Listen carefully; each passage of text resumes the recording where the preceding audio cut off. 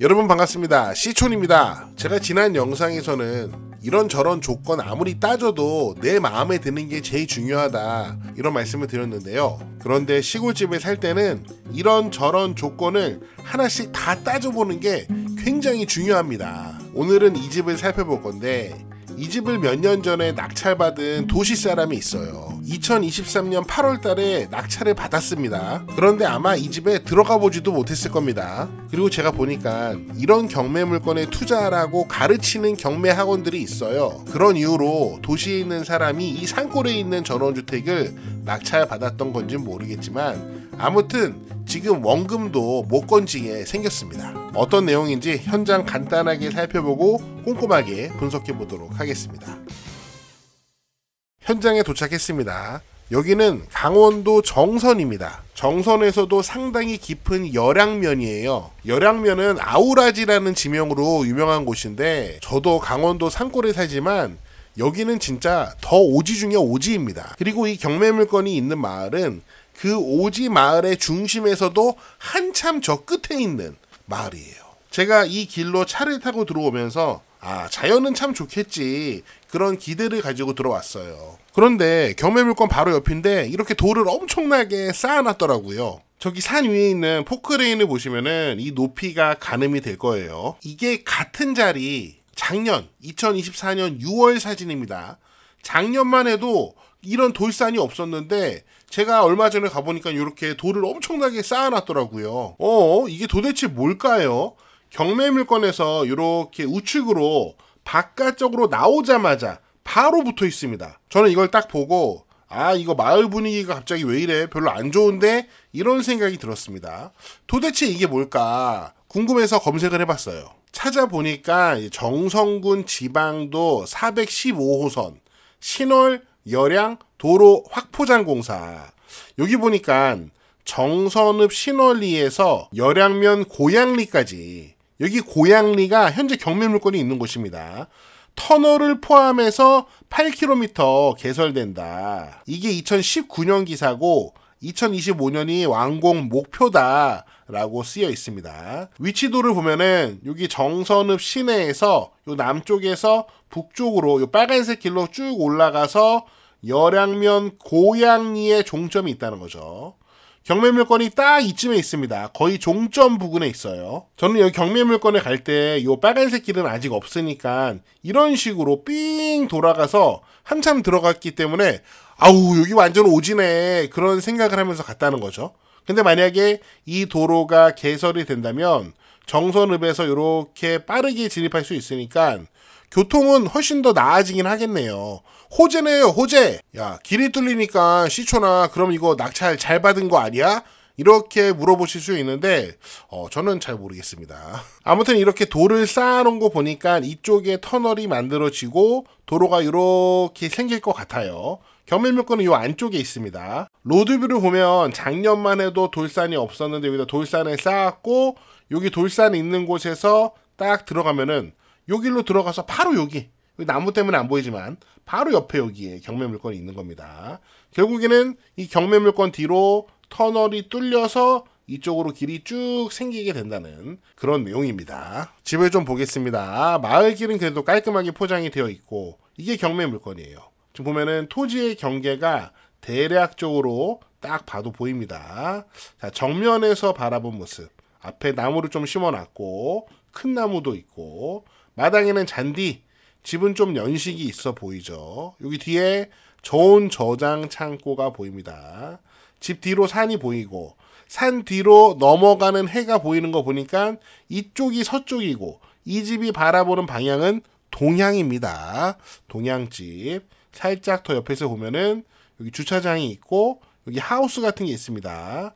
제가 확인해 보니까 요 하우스하고 요 하우스 폴대가 있는 요 자리는 시군 소유의 땅이더라고요. 그런데 현재는 누군가 사용을 하고 있는데 시군유지를 임대해서 사용하고 있는 건지는 잘 모르겠습니다. 자, 이렇게 살짝 더 옆에서 보면은 이런 모습이고요.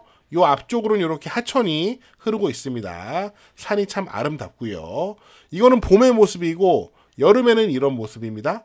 여름에는 나무가 많이 자라고 풀이 무성해서 집이 길가에서는 거의 보이지 않는 그런 현황입니다. 땅은 101평, 집은 29평이고요. 블록 구조로 2014년도에 지어진 집입니다.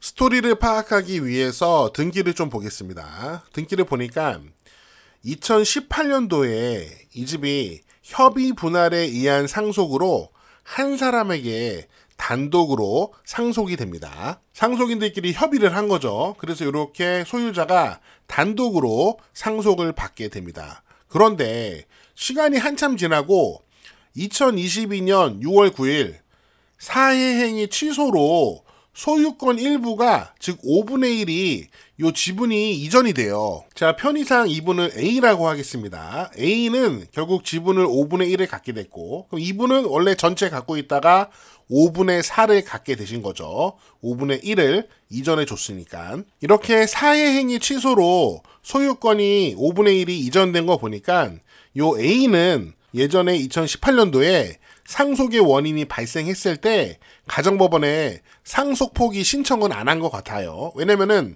상속 포기를 해버리면은 그 상속 포기는 사회행위 취소의 대상이 되지 않거든요. 상속 포기는 안 하고 상속에 대한 협의 중에 아이 나는 안 받을게 요렇게 협의가 된 것 같아요. 근데 그렇게 하면은 채권자가 나중에라도 이 사실을 알게 되면 나한테 돈 줄 거 있는데 너 왜 상속 안 받아 하면서 이렇게 사회행위 취소를, 그리고 돈 받을 거 있는 채권자는 사회행위 취소를 통해서 이 5분의 1 지분을 A 명의로 해놓은 다음에 이걸 당연히 경매 신청해야죠. 그래서 이 5분의 1 지분만 예전에 경매로 넘어간 거예요. 전체가 아니고 이 A의 5분의 1 지분만. 결국 이 5분의 1 지분이 낙찰이 됐는데 감정가 3천만 원에 낙찰가는 2,100만 77만 7,999원 999원 이런 단위까지 이렇게 써서 낙찰을 받았습니다. 편의상 요 5분의 4 지분권자를 B라고 하고 요 낙찰자를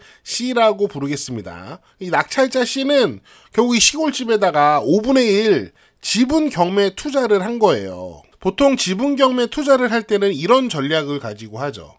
이 지분을 아주 싼 가격에 낙찰을 받아서 이 지분을 현재 시세대로, 이왕이면 시세대로 다른 지분권자한테 매도를 하겠다. 그러니까 여기서는 5분의 4 지분권자인 B에게 매도를 하겠다. 그런 전략으로 이제 지분 경매 투자를 하는데, 만약에 이 B가 이 집이 꼭 필요한 사람이라면 그런 전략이 통할 수도 있습니다.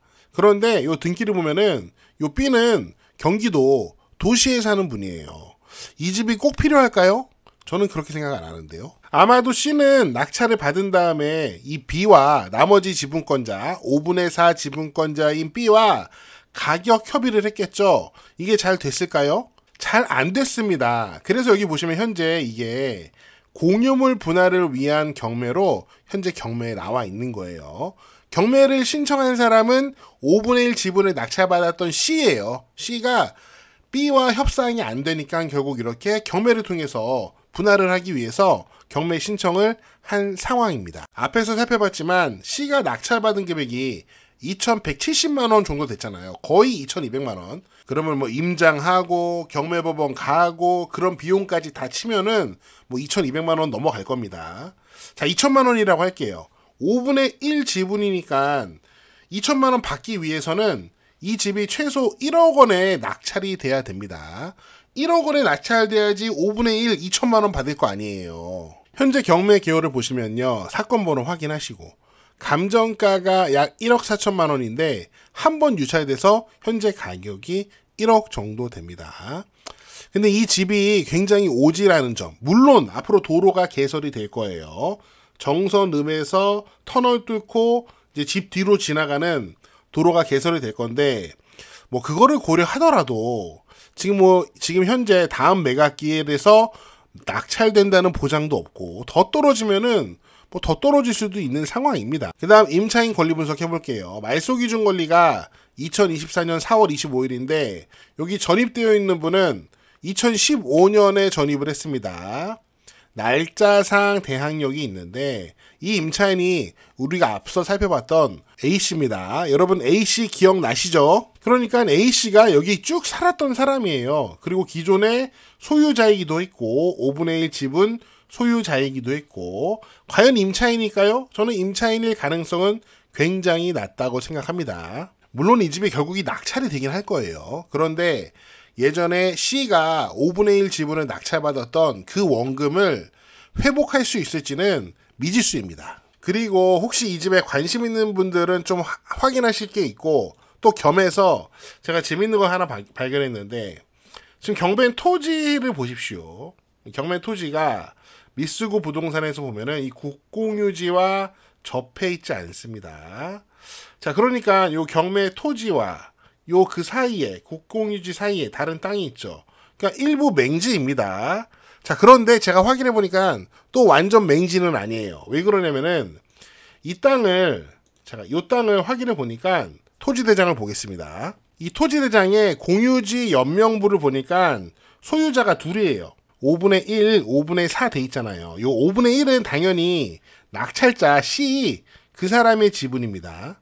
그리고 5분의 4는 원래 상속을 받았던 B의 지분이었는데 올해 8월 13일 날 강원도가 요거를 매수를 했습니다. 아마도 도로공사와 관련해서 요 부분이 이제 수용이 된 것 같아요. 그런데 요 5분의 1 지분, 요 낙찰자 C는 요거를 강원도한테 넘기지 못했습니다. 뭐 이거는 어떤 사연이 있는지는 모르겠지만 원래 강원도가 이것도 다 수용을 하려고 하겠죠.